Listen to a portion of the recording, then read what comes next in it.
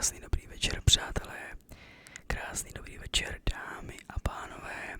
Krásný dobrý večer, děti. Krásný dobrý večer všem příznivcům a fanouškům našeho pohádkového světa. Přátelé, je zde směska dalších pohádek, opět z tématu nebo z rubriky vztahy a emoce. Jelikož mi přišlo, že minulé video bylo celkem úspěšné, tak jsem si řekl, že ještě předtím, než natočím další díly pátračů,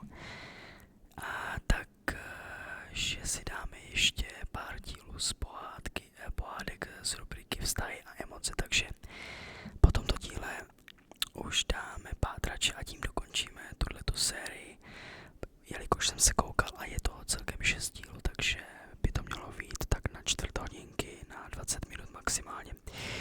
Takže začneme s první pohádkou z naší rubriky nebo tématického okruhu vztahy a emoce. Takže první pohádka se jmenuje Proměnlivý chameleon. Tak jsem velice zvědavý, o čem pohádka je, jelikož všechny pohádky, co tady čtu, tak nemám absolutně ponětí, o čem jsou. Takže začínáme. Takže na dalekém ostrově Madagaskar, jehož břehy omývá oceán, žijí tak podivná zvířata, že jste většinou z nich ještě určitě neviděli ani v zoo. Právě tam žil kdysi malý chameleon. Byl už od přírody hodně nejistý, pomalý, trochu vylekaný a necítil se ve společnosti úplně dobře. Pořád jen koulel očima na všechny strany a o všem horlivě přemýšlel. Co když se opice z horní větve našeho stromu smějou mně? Nemám snad příliš dlouhý jazyk. Co když na mě není nic zajímavého?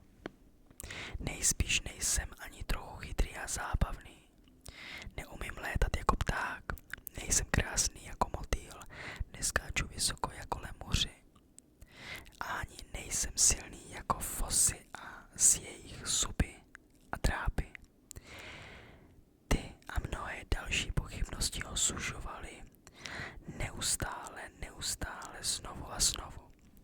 Přitom by si moc přál mít kamarády, kteří si s ním budou hrát a budou ho mít rádi. Jenže měl strach, že by se mu někdo posmíval nebo ho dokonce odmítl.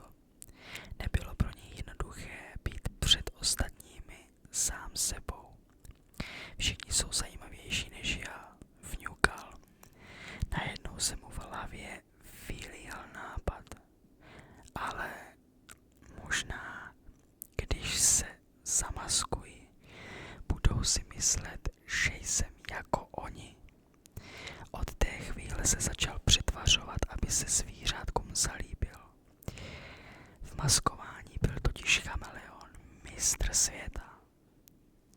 Uměl napodobit jakoukoliv barvu, co ho napadla. Splynul by i s květinovou loukou. Z lemury se zabarvil do černobílé, aby vypadal přesně jako jejich ocas. Hned ho pozvali k sobě na větev. Černá a bílá jsou nejlepší barvy na světě a ty jsi chytrý, že to víš. Když žil na návštěvu za párosničkou rajskou, ihned změnil kabátek do ruda, aby ladil s partou. Takhle pěkně červenou jsme ještě neviděli, libovali si šabí přátelé. Jenom to kvákání mu zatím moc nešlo, ale tomu pro jeho sytou červeň odpustili. Pak se šel koupat do řeky z ledňáčky ve svítivě modrých plavkách. Ty si poté rychle změnil na zářivě žlutou, protože se chystal na večerní piknik u motýla, který si nechal pro své zbarvení pyšně říkat madagaskarská kometa. Celý den zkrátka střídal barvy jako ponožky, jednu za druhou. Kamarády si opravdu našel, ale každý ho měl rád jenom proto, že byl stejný jako oni a chtěl se jim zalíbit. Nikdo vlastně netušil, co se líbí jemu, čím je zajímavý, anebo co má rád. Pro chameleona to časem začalo být složité a únavné. Musel si pamatovat, na jakou barvu se má který den proměnit. Aby jej nikdo neodhalil, musel celé dní lézt po stromech z lemury, protože se neodvážil nic říct a tvářil se, že mu to nějak tolik zase nevadí. A pak zas musel plavat s ledňáčky, i když vodu neměl v lásce. Proto setkávání s přáteli těšilo čím dál méně. Po nějakém čase se obyvatelé ostrova začali připravovat na oslavu Nového roku. Měla to být slavnost, na kterou plánovali přijít úplně všichni. Chameleon se začal trápit. Co teď budu dělat? Co teď budu dělat? Když přijdu pruhovaný jako lemur, parosnička se mnou nebude chtít kamarádit. Ale když se ukážu v rudé, odhalí mě ledňáčci. Ach jo. Přijdu o všechny své přátele. Oslava začínala a všichni se dobře bavili. Zněla hudba. Nektar z květin tekl proudem a sladkého ovoce bylo všude víc, než mohli sníst. Chameleon se snažil držet stranou a přesto nevěděl, podle koho se má měnit dřív. Černobílá za rudou, rudá za svítivě modrou, modrá za žlutou a zase na šedivou, zpátky na šedivou. Blik sem, blik tam. Až se v tom náš barevný kamarád dočista ztratil. Měl v tom už takový zmatek, že mu barvy přeskakovaly jako na porouchaném semaforu. A to nemohlo nikomu uniknout. Všechna zvířata z okolí, známá i neznámá, se začala otáčet. Co to má znamenat? Ptali se lemuři. Ty nejsi pruhovaný. Ani rudý, zalapala po dechu parosnička. Hned nám řekni, jaký tedy doopravdy jsi. Chameleon se moc bál ostudy, ale nezbylo mu, než ukázat svou pravou barvu. Obyčejnou zelenou, bez proužků, teček, vlnek a zářivých barev. Jaké bylo jeho překvapení, když ho nikdo z návštěvníků neodsoudil. Taková svěží zelená, úplně jako lístky po dešti. Konečně někdo, kdo se nesnaží zaujmout jen vzhledem. Ozývaly se nadšeně hlasy a chameleonovi spadl velký kámen ze srdce. Je to šampion ve hře na schovávanou. Volali veselé lemuři a už přemýšleli o tom, jak si spolu budou hrát. A na karneval nemusí vymýšlet žádný kostým. Uznale poznamenali žáby. Může měnit barvy podle nálady, obdivovali ho motýly. Každý na jeho proměnách najednou viděl tolik dobrého. Začali se ho vyptávat na to, jaké barvy umí napodobit a jak se mění. Pak je velmi zajímaly jeho oblíbené barvy a najednou ani nevěděl jak. Chameleon zjistil, že se po dlouhém čase vůbec nepřetvařuje. Že je sám sebou. Teď už se mohl chameleon měnit jenom pro zábavu a k vlastní spokojenosti. Byl moc rád za to, že je takový, jaký je. Tak, to byla naše první pohádka. Můžete sami ohodnotit do komentářů, jak se vám pohádka líbila, to by mě velice zajímalo. Takže určitě nezapomeňte napsat nějakou recenzi, nějaký ten feedback na každou pohádku, pokud budete chtít. A já aspoň budu vědět, jaký typ pohádek se vám zhruba tak líbí, abych mohl pro příště najít třeba i nějaké lepší nebo stejně zajímavé. Tak, tady tato zní taky zajímavě, takže všechny pohádky mimochodem jsou z rubriky nebo z tématiky vztahy a emoce, jak už jsem tvrdil na začátku. Trošku ještě procvičit za krkem, ať mě z toho moc nebolí. Tak, pokračujeme další pohádkou. Číslo 2. A další pohádka se jmenuje Bohoušek Boule. Bohoušek Boule a jeho buřinka. Tak, pohádka je napsaná, že by měla trvat zhruba 5 minut, tak uvidíme. Nebudeme nikam spěchat, takže ať si v klidu užijeme ten příběh. Takže začínáme. V jednom městečku žil pan Boule, kterému blízcí přátelé říkali Bohoušek. Byl to pán s poněkud neobvyklým vkusem. Každý den nosil jinou buřinku, vždy v jiné zářivé barvě, takže byl v městečku známý a nezaměnitelný. Jsem chtěl říct nezaměstnaný.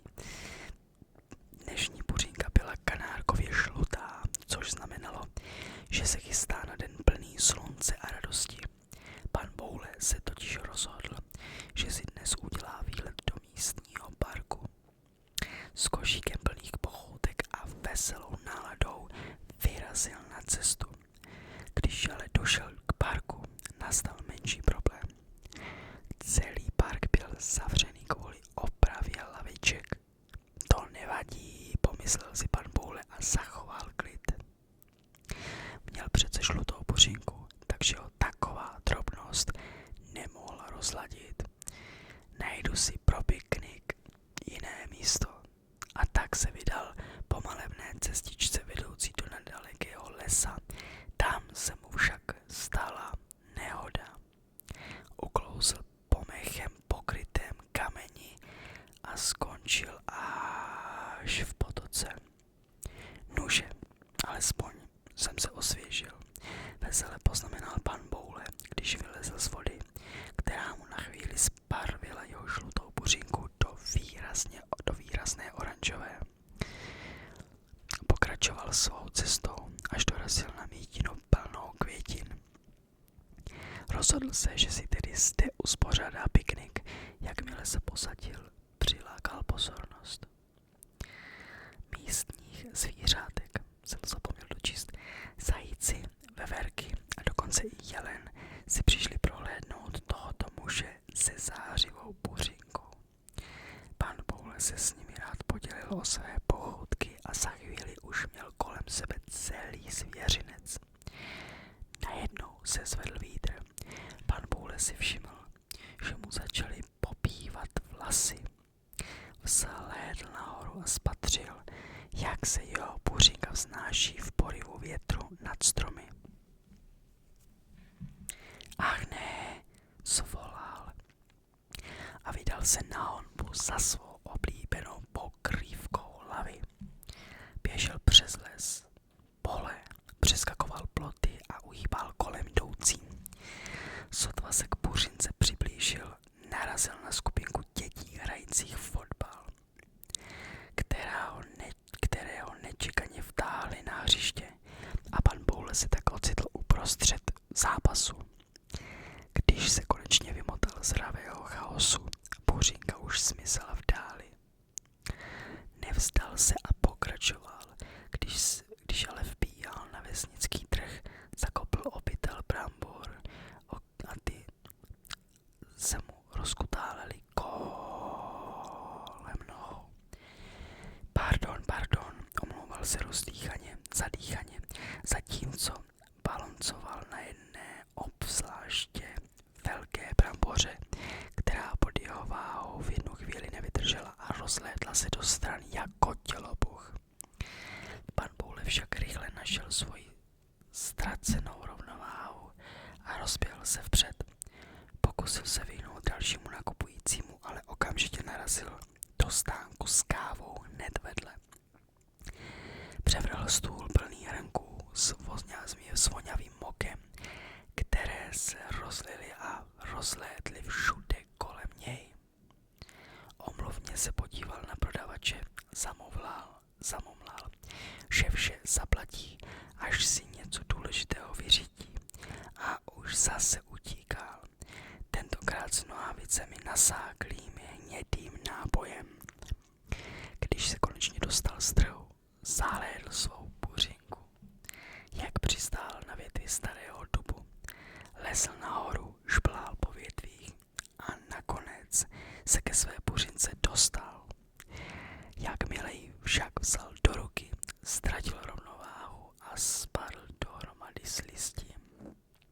Pomysleli byste si snad, že mu vyhrkly slzy nebo že si nadával. Ne, ale kde pak. Rozesmál se, že s tím pádem se stromu hezky zavzpomínal na dětství. K večeru tedy stál s buřinkou opět v ruce a opatrně si ji narovnal na hlavě. Teď byla žlutá, zelená i hnědá, dokonalý odraz jeho nevšedního dne. Unavený, ale spokojený se vrátil domů s pocitem, že prošel další nezapomenutelný den plný barev, smíchu a dobrodružství.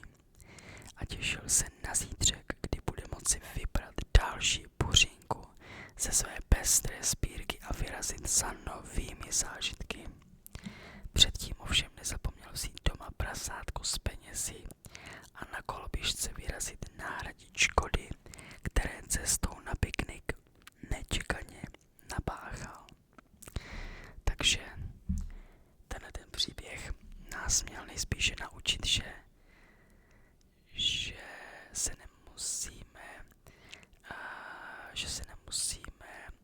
zlobit nebo cítit nějak naštvaně při určitých situacích, ať se nám stane cokoliv, ať nám třeba, nevím, spadne buřinka z hlavy nebo nějaká jiná blbost, ať už nám třeba spadne hrnek, rozlije se nám kafe, voda, nebo něco spadne na zem, něco rozbije, něco roztrhne, tak to nemusíme vždycky brát špatně. Můžeme si z toho udělat srandu, zasmát se tomu a říct si třeba, že vždycky může být hůř a že taková prkotina nás naprosto vůbec nemůže vyvést z míry.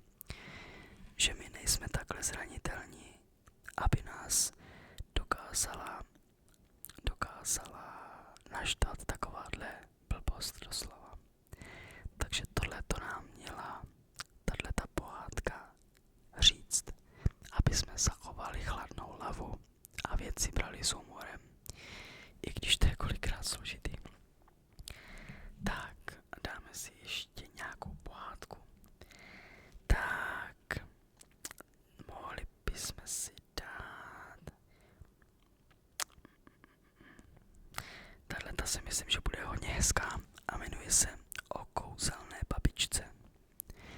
Tak a to nejspíš bude naše poslední pohádka dneska, jelikož já vždycky při čtení pohádek nebo vlastně celý den nosím kontaktní čočky, které mě opravdu dneska velice zlobí, takže i teďka je pro mě celkem bolestivý a těžký číst, ale snažím se, jelikož bez těch čoček opravdu nevidím nic, opravdu rozmazaně nebyl by schopný vůbec číst.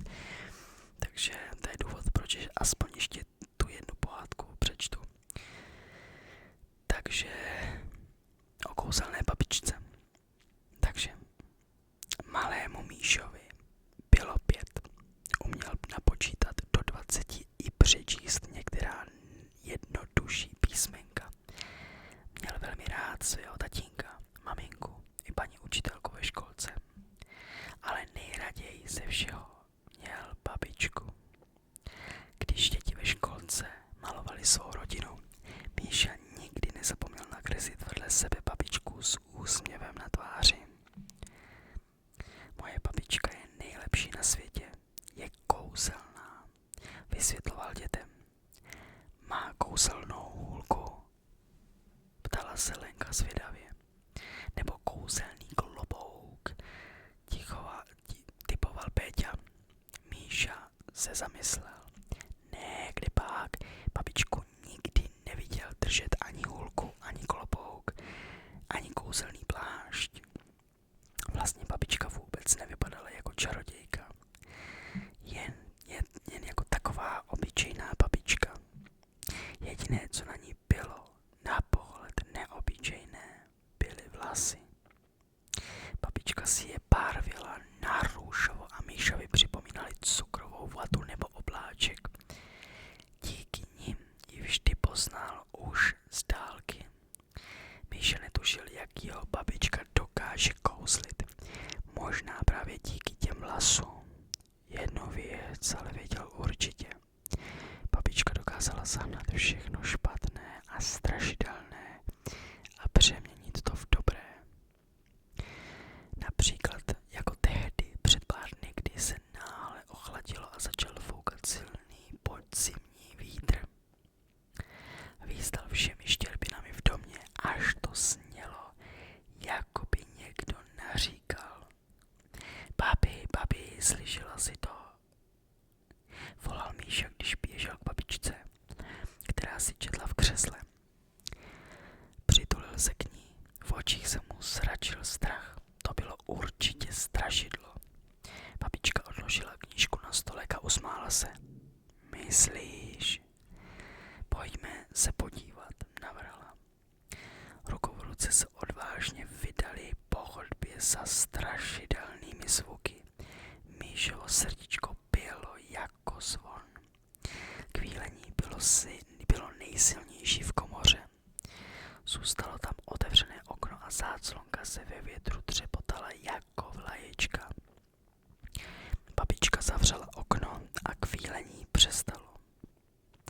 Vysvětlila chlapečkovi, že když vítr silně duje skrz malou štěrbinku, třeba pode dveřmi nebo kolem okna, vydává takový výstavý zvuk. Když spolu ještě přivřeli i balkonové dveře a okénko v koupelně, dům opět stichl. Měl si pravdu, znělo to skoro jako křik, řekla babička. Kdysi dávno se lidé mysleli, že ty zvuky opravdu dělají strašidla. Říkali jim meluzíny. Míša s babičkou v knižce našli obrázek meluzíny, jak kvílí za komínem. Míša se však teď už nebál. Dobře věděl, že to byl jen obyčejný vítr. Celý večer si hrál na meluzínu a poskakoval kolem babiččina křesla. Houkal a výzdal o 106. O několik dní později museli tatínek s maminkou na jednu noc pryč a tak Míša trávil páteční večer u babičky. Nejprve se moc těšil, ale když se setmělo okny se, dovnitř začaly plazit hrozivé stíny. Kývali se ze strany na stranu. Jako by chtěli Míšu chytit za nohu. Doma v 7. patře žádný stíny nebývaly a proto chlapečka přemohl strach. Ještě štěstí, že má tak kouzelnou babičku. Sebral odvahu a rozběhl se za ní do vedlejšího pokoje. S pláčem mi vysvětlil, že v pokojíčku jsou nějaké hrozné stíny. Opravdu? Zeptala se babička. Pojď mi je ukázat. Vzala ho za ruku, aby mu dodala odvahu a společně nakoukli do pokoje plného stínu. Víš, že to nejsou strašidla, ale obyčejné divadlo, zašeptala babička. Jaké divadlo? Jaké divadlo, divil se Míša. To stromy venku hrají divadlo. Podívej.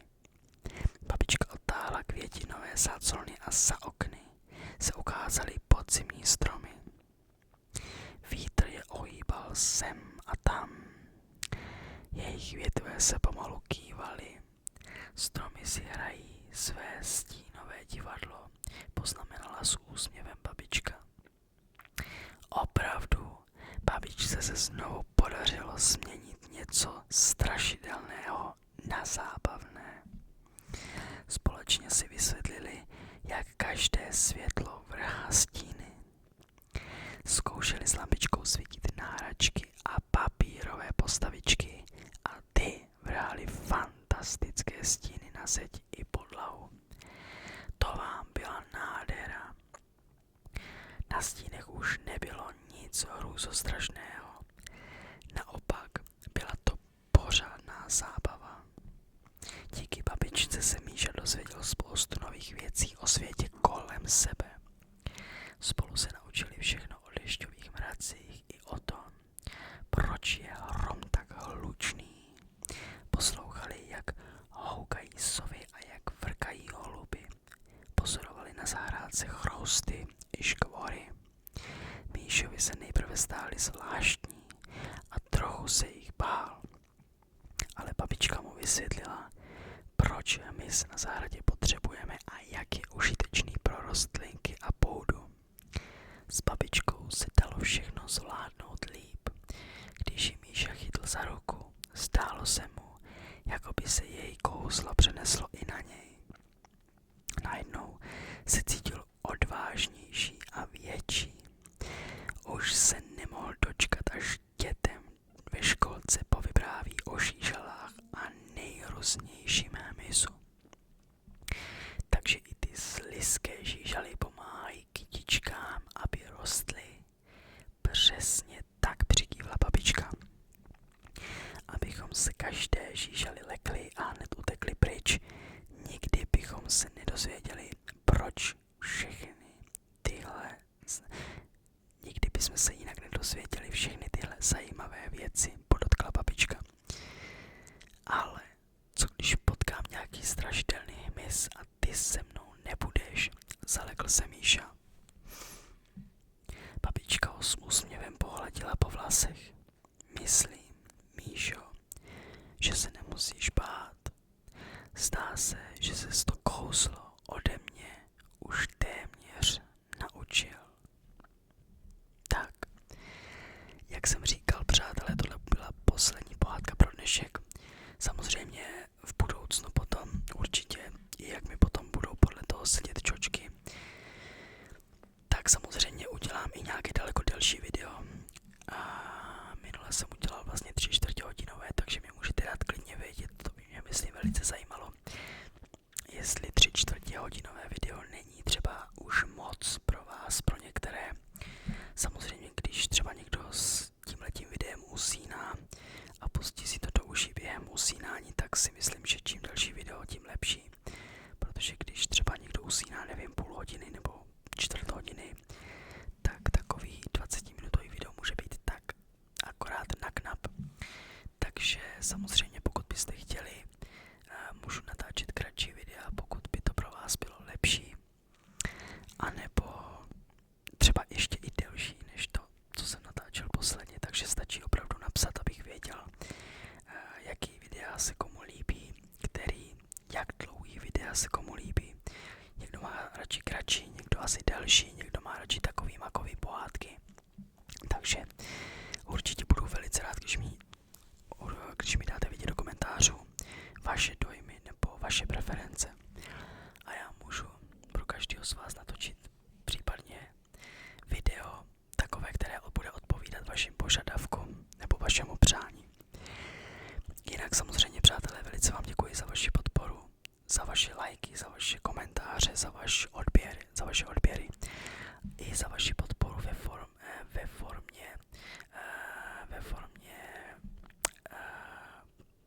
formě takové speciální podpory tím, že mi koupíte a pozvete mě na kávu a zašlete mi i nějakou případně částku na podporu mojí tvorby na stránku ko-fi.com, kde vlastně máte ostatně odkaz i zde pod videem, takže pokud by mě někdo chtěl podpořit i touhletou formou, budu opravdu moc rád. Budu si to opravdu moc vážit, stejně jako si vážím každé formy podpory od vás všech.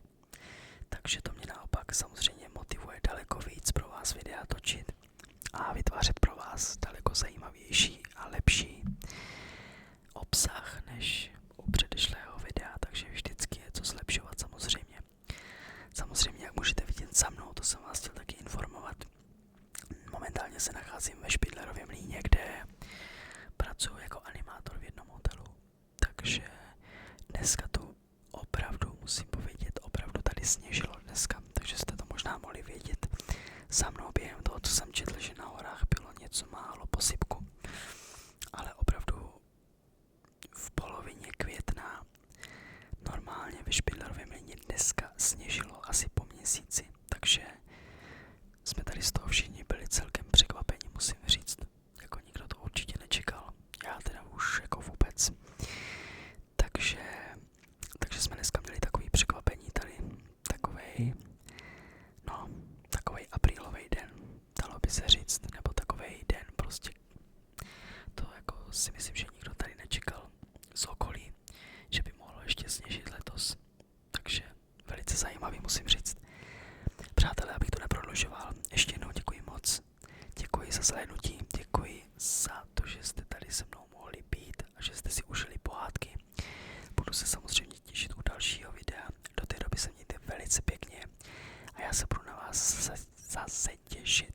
Takže přeju krásnou dobrou noc, nebo krásný den, nebo kdykoliv se koukáte na tohleto video. Užijte si, ať už budete dělat cokoliv. A zase na viděnou příště. Ahoj všichni.